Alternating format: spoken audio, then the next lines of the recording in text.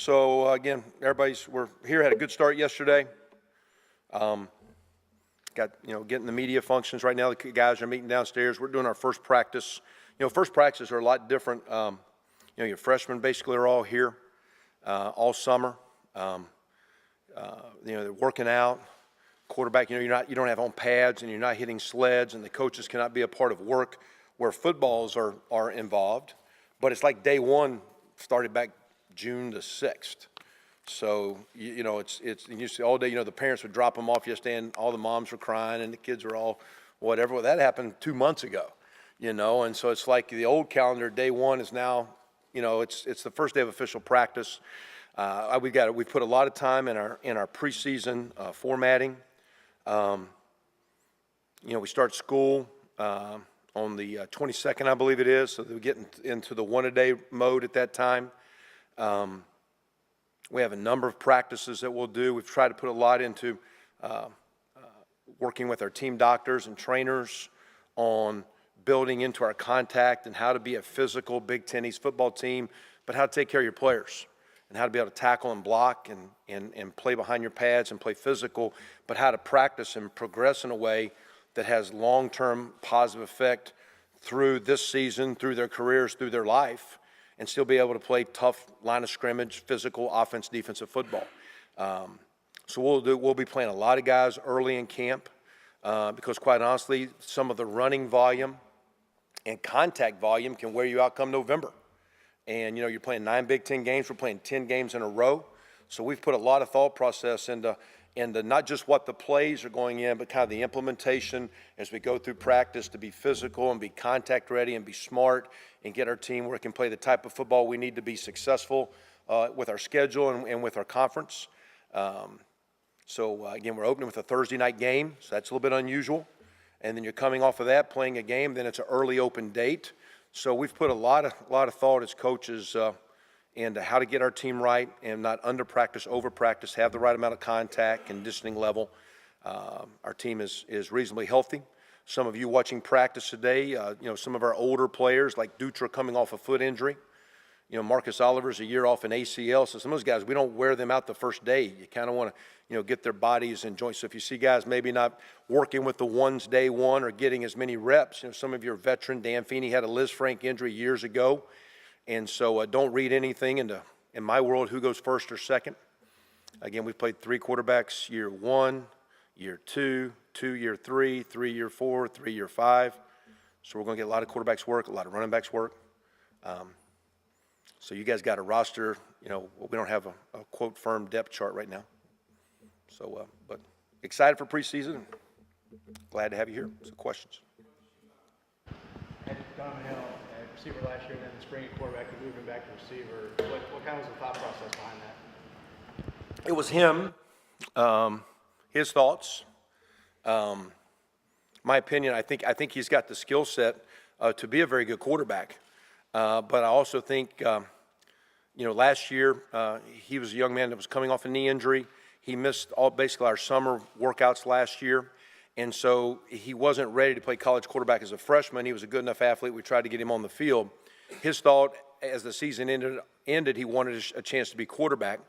My thought with him when it ended, if he wanted to be a quarterback, he had a chance to be one, but I felt he was probably a year away from really being good enough. And hey, we just have it as I said, hey, we'll go developmental year, and just we're going to work on throwing. He throws the ball well, but we're going to work on passing and getting the ball on target and throwing the rhythm and understanding and all that. We'll go full tilt all summer, all year. Or if you want to play, you got the skill set to be a very good receiver.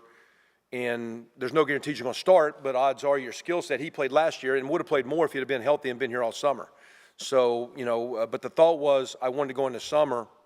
I didn't want to wait till today and make a move because there's so much work that you can do in the summer.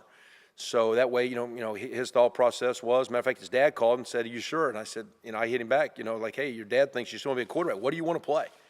And he goes, I want to play receiver. So that's where he is. And because again, don't want him going back and forth. He does have a redshirt year if needed. But I think he's settled in. He's a big kid. He's a solid 6'4". He's 215, give or take. I think we got 4 receivers over 215, 20, 25 pounds. Not counting Fuchs and Ian Thomas that are athletic tight ends. So we'll have some big targets. So he's a big target, got good skill set. But to me, Chris Covington was different. Same day, he wanted to play defense, and that's where those two guys are. This quarterback competition right now, and when would you like to have a starter in place? Again, nothing new as far as Xander was our most experienced guy, but had a minor deal, but the procedure done, which was a quick recovery, and he was full speed end of April, 1st of May, but he lost his spring practice. So here's a guy that's got the most reps that got no work. You have a junior college player everyone's excited about, but he only has 15 times where I can stand there and watch him throw and give him critique of what he needs to do. And then our meetings that we have in between spring ball when you're watching video. So there's not enough time on task there. And then we're working with Austin King, Danny Cameron, where the other two guys getting the bulk of the work. And we did sign Peyton Ramsey, and Donovan wanted to go back to receiver. So it's 5 guys are in it. We're not going to be equal. Not trying to be fair. A few years ago, I tried to be equal and fair, and all I did was make everybody mad. And they got equal reps and equal throws and equal opportunity, and everybody was getting mad. And we were trying to be so fair to everyone that it's egos got involved. And the comment I just shared to them is the only person they need to worry about is themselves. Years ago, is one of the most profound statements I ever heard a player say, a college player say. And I don't think I've shared this, I might have, but we were playing in a national championship game, and we had a quarterback that was really good at won the Heisman Trophy. And the team we were playing against had a quarterback that had won the Heisman Trophy. And our quarterback was asked, Sam, how do you compare yourself to Tim Tebow? Now, I knew what I would say, because they're both great players, but they have different skill sets. And his answer was, I don't compare myself to anyone. I was raised to be the best I can be. And that's what we're trying to get our quarterbacks to do. Just do the best you can. Worry about you. We're going to need a lot of you. And then in a perfect world, and again, maybe we need to play more than one. You can sit here and criticize whether you should or shouldn't. Sometimes you need to bring a guy over and calm him down, sit him down a little bit, let him view it over there. I don't know. Well, it's going to play out. But the great thing is those guys do not need to truly be the team leader right now, because you got 4 fifth-year seniors, 2 fifth-year running backs, quality receiver in Semi, a quality running back in Divine. You got Danny Friends, a 4th-year tight end. You got veterans at every position that the team can be led, and the quarterbacks can just worry about themselves and quarterback right now. The leadership comes with the position, and it'll come with time, but that cumbersome burden can be lifted off their shoulder, and they can just worry about them and playing ball. And that's what we just expressed to them, and we'll go. I do think, looking at it, though, and based on some things that we've seen in our total work, Diamont and Lego will get the bulk starting, and we'll see between Danny and Austin and the freshman Peyton Ramsey the reps that they deserve and what they get. And that's why today we'll do 2 7-on-7 drills to get not only the quarterback. Coach McCullough's got a number of running backs. Ian Thomas needs reps. Austin Doris needs reps at tight end. The young receivers need reps. So we'll have a little bit of work today in 2 groups to try to get the play volume that some of these young arms and these kids need.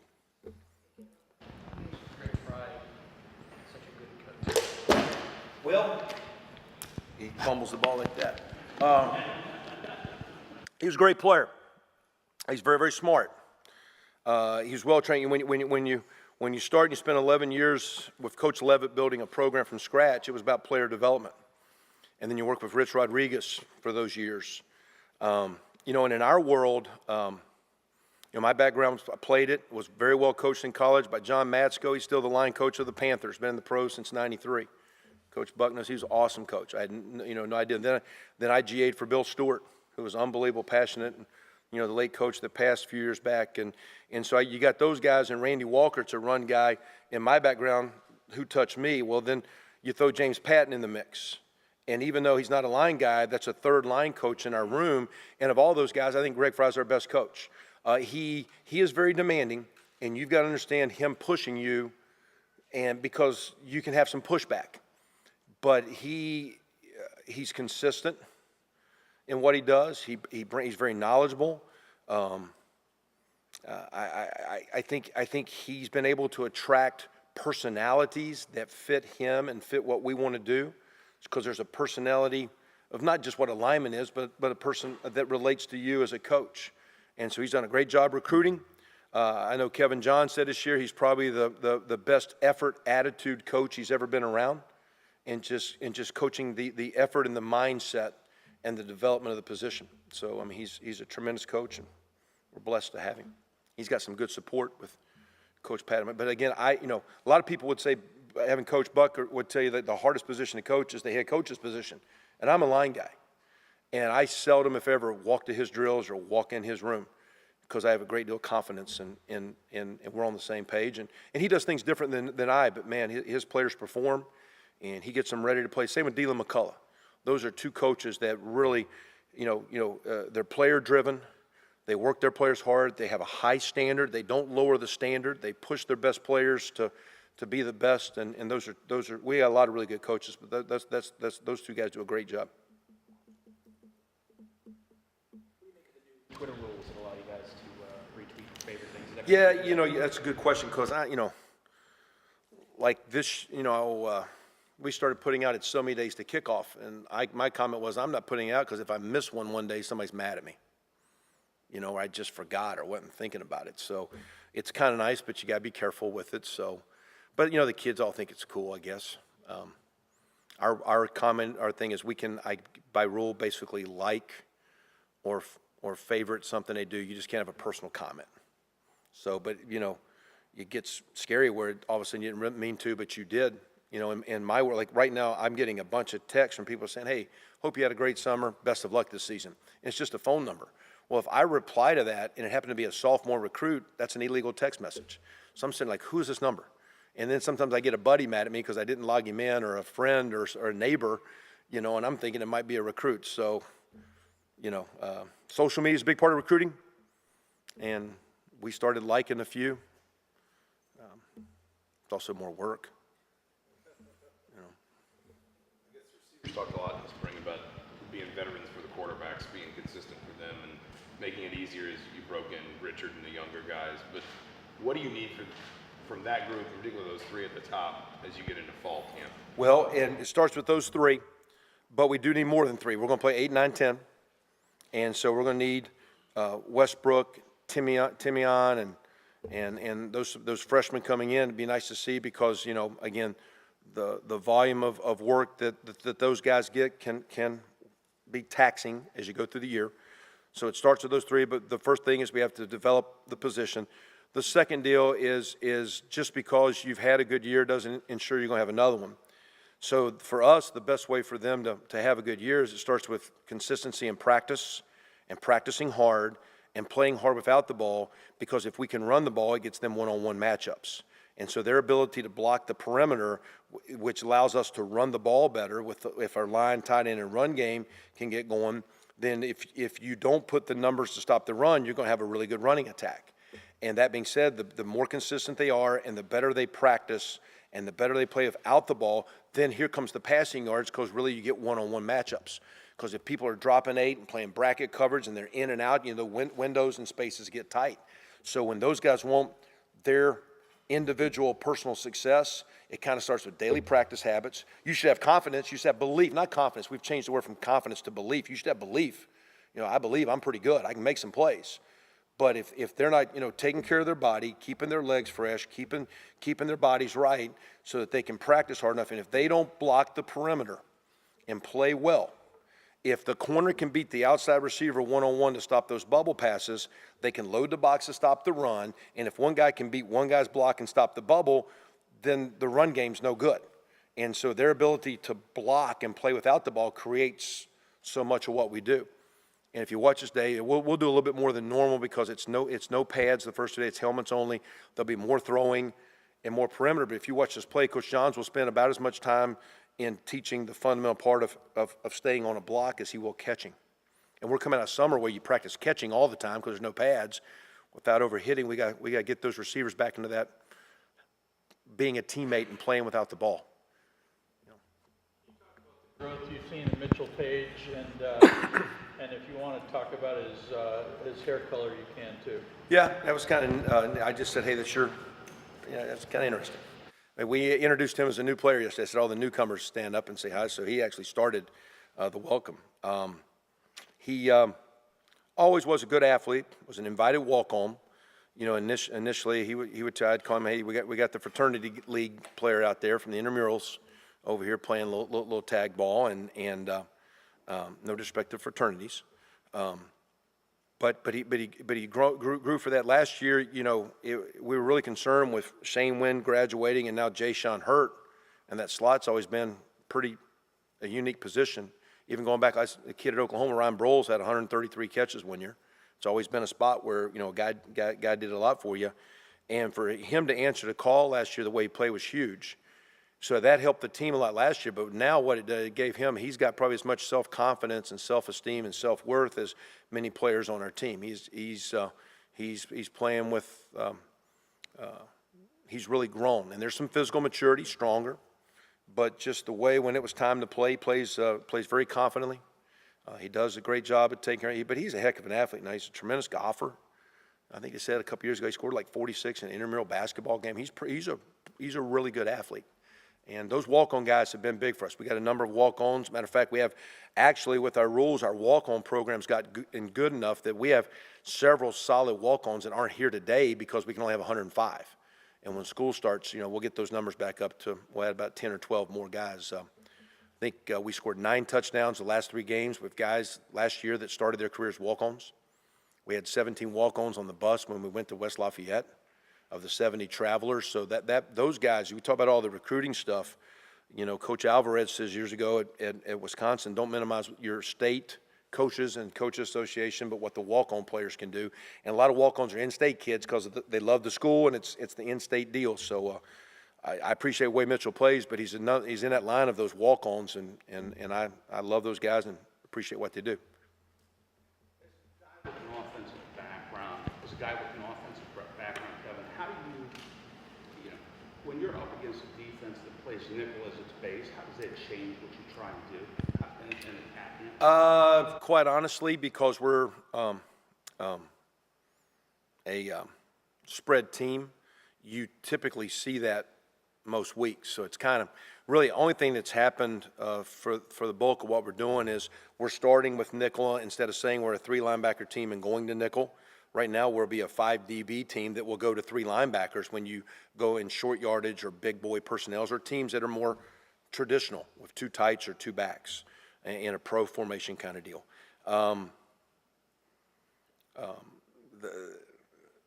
The coverage tweaks are minimal. The linebacker typically a lot of times plays a little bit closer. Even when he's in space, he favors the line of scrimmage. That being said, the safety gets out there on an island one-on-one. The DB favors the receiver more, which means he's a little bit more of a coverage guy. That means the safety's got to be the extra guy. So it's kind of like instead of going back or safety, you're going nickels. It's still the same gaps.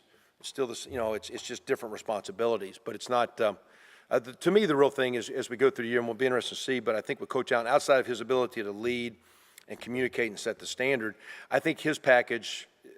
One, I think having practiced and gone against Coach Freeze at Ole Miss for several years, got a little immune to no huddle offense. Doesn't think it's stressful. I call it college football.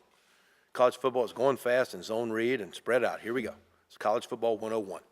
Used to be I formation and we're wearing out pads and just slamming that ISO play after play after play.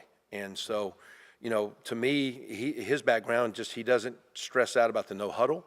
And I think he's got little things in his package where he can tweak and complement blitzes and coverages where I think he's a little bit more multiple and can get the things where it's not just one base coverage. Hey, you're doing this. I'm going to bracket this way. I'm going to leverage this way. I'm going to get you help over top. I'm going to blitz you this side. You know, it seems in their mindset that, and again, it's the defense that TCU runs. You know, I mean, it's not radical from what we've been doing. The radical deal would just be holding our guys to really playing up to their talent level. In recruiting, are you looking for different types of bodies, different types of bigger athletes when it comes to the defensive line? No. Well, I mean, you know, things go in cycles. I felt a few years ago we were getting a little small at receiver, and I think there was a year not only we have quarterback issues, but we were slight at receiver, and you know, our league's a big league. It's a big game that, you know, they have, you know, in wrestling and boxing, weight divisions, you know, and so at the same time you do have to move. You know, but we've always this class has a chance to be a little bit more in the bigger bodies. As we go through, we'll still need to balance it out with some skill. You know, but defensively, you know, you don't have a senior on the back end. Your only two seniors on the back end will be T.J. Simmons at linebacker and Dawson Fletcher. So, you know, we lost some players last year up front. Same thing O-line. So it's a little bit more of a big guy class. Not by design. It's just, you know, the way some guys have developed or not, or, you know, they're still with us or not. That's just a little bit of void, and you're kind of recruiting a year or two out too now. Maybe this would be a smaller class. Are you getting to a point where you might become more selective with guys that take? Yeah, and again, like right now, we're actually sitting today between 5 or 6 scholarships in hand, I think, for walk-ons for this year. You know, the one thing we do, like when we give a scholarship to a walk-on player, it's 1 year, and that basically goes back into the recruiting pool. And so technically, Mitchell Page and Griffin Oaks are getting their scholarships back, but because there might be some attrition or a guy leave you or a guy get in trouble, when you sign a guy, it's kind of a no-cut contract. When the walk-on gets an unused aid, it's kind of renewed every year, and what that does, that makes our walk-on thing very, very competitive, and those numbers can kick into your recruiting class. And then it'll be interesting with some of our young players. Sometimes the roles of your fourth-year players, you know, we have some guys that didn't want to play this year, or we didn't think the role was good to graduate. So we have every player's on a 4-year track to graduate. You know, with our summer school, everybody's had 6 hours in summer, the freshmen. And typically, if you can take 15 in the fall, but a lot of guys will take 12, but 15 in the spring, they're taking 33 hours in a year. So 3 years out, you got 96 hours. And if you're registered, like a year and a half ago, and there's only 20-some hours to take here. Like, you know, it's like, hey, you know, sometimes you got to start slowing them down. But we got our guys on a 4-year track, so sometimes you get some fourth-year guys that don't play their 5th year, whether they're not having a big role, or sometimes some of those guys, you know, their bodies are beat up. And the way we transform, we love playing so many freshmen. As hard as you work, it's hard to keep doing that for 5 years. So, you know, I think those numbers will get close. It'll be 20s. You know, I don't know if it's going to be 25, but it'll be 18, 19, 20, 21. You know, because there's just, you know, we can't oversign. We got guidelines and things we have to do. But I like the guys on paper, and I feel good about them saying that. And we've talked about what a commitment is, but, you know, there's a lot of water that goes over the dam, and, you know, and so I don't know what commitments are. I know we feel good about them and honor them, but we read a quote today where a kid committed to a school. He thanked everybody for getting there and said, hey, all the other colleges, my recruiting is still wide open. So, you know, it wasn't our school, you know, but also, I mean, like I just try to tell you guys, like, I understand in this day and age you're committing us, and we're going to honor that. At the same time, too, schools will keep recruiting you. And if you do want to look around, that's your right, but then we have the right to look around, you know, versus, you know, it's a two-way street. So. Living up to the reputation that Gilbert is a punter and warrior. Yes. Could you talk a little bit about the punting situation, and is there anybody at this juncture that's stepping in front of anybody else? Well, the first thing, and we'll start that today. We did a really, and we will not go to today. We'll go on air because we don't have pads. But in spring, we actually kind of went good on good, punt against punt team, and we basically kind of came after every punt. Because, you know, one, the protection up front, we got a great snapper in Dan Gottsel. I think he's one of the best in college, and we lost a good one, and that kid's extremely good. So our snapper, I think, is a solid player, great player. We're going to work a lot with the team because the pressure and stress. Joseph Gideon has a large leg. We have 3 punters in camp. We do have a JC punter coming in, walking on, but sometimes, again, the speed of the game. What we did done in spring, and we won't do it till Friday when shoulder pads come on, but when we line up for punt, it's like 10 guys up, and they're coming hard, and we stay off the punter's leg, but to me, they get rushed. You know, you go out there when no one's there, and you can boom it 50, 60, 70, and Joseph Gideon has a huge leg, but it's his ability to be consistent and get it off on time. So we're going to put a lot of pressure under him. We have a couple guys behind him that we think. We have a young man from Center Grove that was a good punter last year, Drew Conrad. He's a freshman. Been very good in summer. And Cody, say his last name for me. Is it Woolrich? I got to get that right there. It was a junior college kid from California that's been with us since summer, and he has a chance. So my thing is we just got to put enough pressure under those guys. Same at quarterback. We got to put those guys without hitting them under enough pressure that they're, quote, game speed ready. Because what happens to me to punter, Don, is they go from the driving range to now, the stress of all eyes are on me, and here's the snap, and it's happening right now.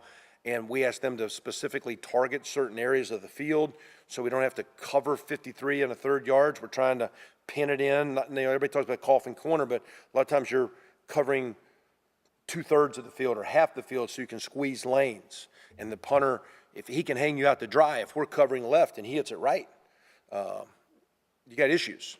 And so there's a lot of stress there. So kid's got a huge leg. He's one of our more talented guys. He runs about a 4.4. He vertical like 38, 39 inches. I mean, he's a kid out of Columbus North. Joseph, talented guy, big leg. We'll see if he's going to be a good punter. Has anybody changed position since spring, or outside of Donovan Hale, anybody else? Well, Clyde Newton, as a senior, was playing and was the third linebacker that kind of got into the nickel deal, asked if he could play running back. And in our world, we'll see. He's over there now practicing. We might need him, though, in some of our big sets to play some short yardage linebacker. He's played as a true freshman. He's got three, I think as a true freshman, 15 tackles in one of our conference games. So, I mean, he's got a lot of time over there. I was worried defensively. Against bigger people, do they have some of the guys? So we'll see if some of their other players come through with Zeke Walker and Damian Willis and Raekwon Jones and some guys right now that are in those complementary roles. But the thing with Clyde, we'll see if he's a true back or maybe he becomes a big back. Because sometimes in the 4-minute, goal line, 2-minute offenses, maybe we could have a little bit. And we could do that from pistol and being shotgun, or you could go under center. Not that he's a true fullback, but he's 230 pounds, give or take. Same thing with Tyler Natee, who's weighing 280, give or take. And those guys got nice feet, and they're good runners. Clyde ran for 1,900 his senior year of high school. So, we'll see. But he wanted to do that after spring ball. So he did train all summer at running back. I look forward to seeing what he looks like today because I haven't seen him since high school played a position. And we'll use him in special teams. And really outside of that, I think that's kind of it. Yeah.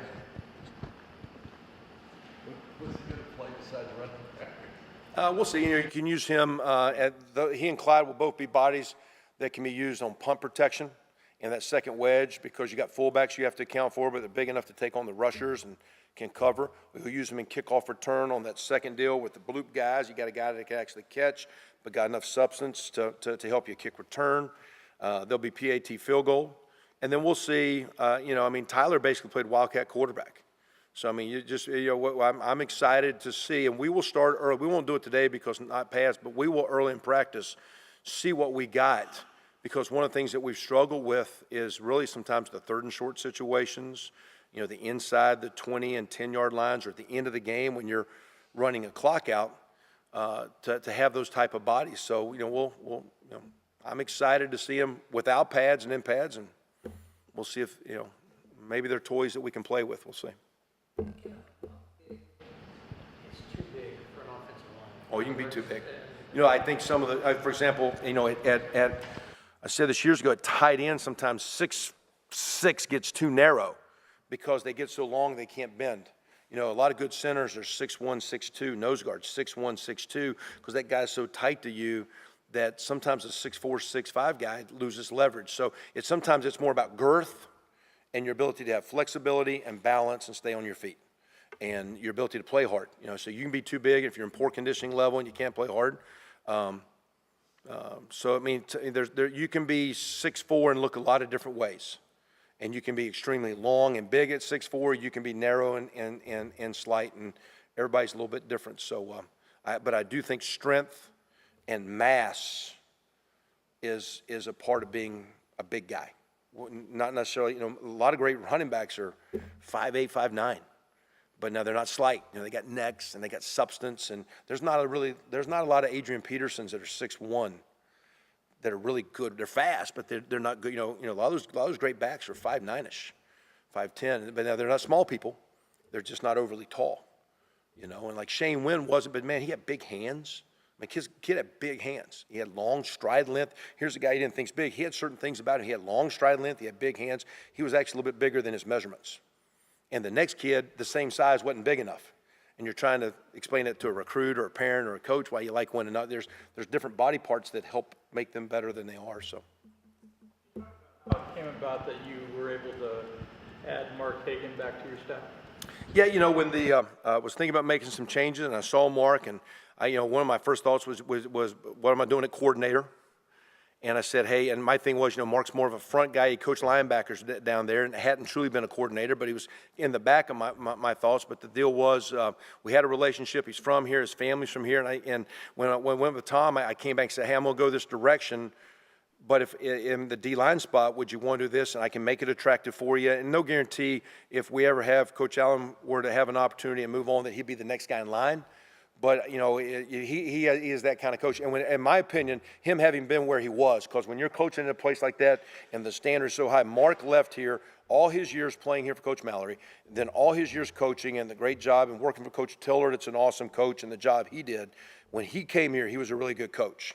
He came back 3 years later way better than he left because of the stress and the pressure and the demand and the expectation of playing football at that level.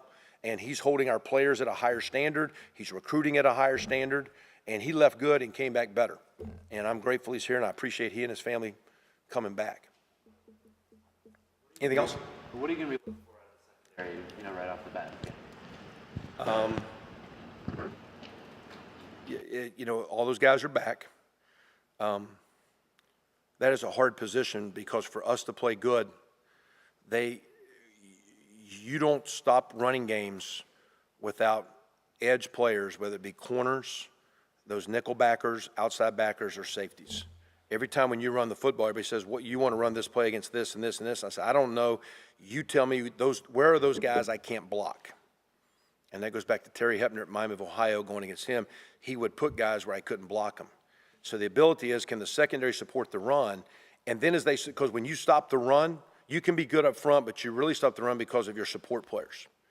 Can the support players stop the run and then not get beat deep? And that's why it's the hardest job. And that's why when they mess up, there's a touchdown. When the right guard messes up, they get the punt. So it is the most demanding position. And one of the reasons why Coach Allen doesn't coach a position, and we've had 5 coaches over there, and one of those is, and I've suggested in years past, you want a position or you want to walk around, it gives him the ability to impact every position. And I think the game is played back to front. So I'm looking for those guys to know how to know where their eyes go, where their fits are, and they can stop the run and not give up the cheap pass.